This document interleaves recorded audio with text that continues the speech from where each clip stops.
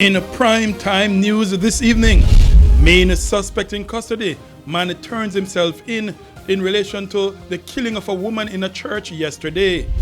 Beatrice Stout charged.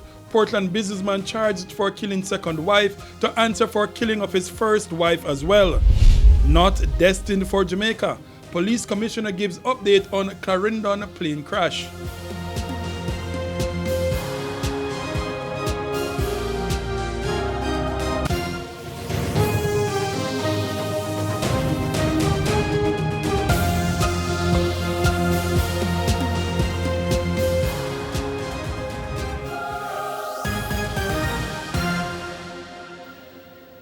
Good evening and welcome to Primetime News. We're on air and online at onespotmedia.com. I'm Chanel Aprecius. And I'm Bashan Brown. Also this evening, the top business stories of the day, sports commentary, e-prime and weather.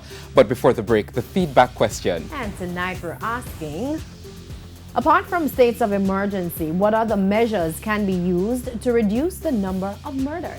You can share those comments online, facebook.com/televisionjamaica and a tweet at televisionjam.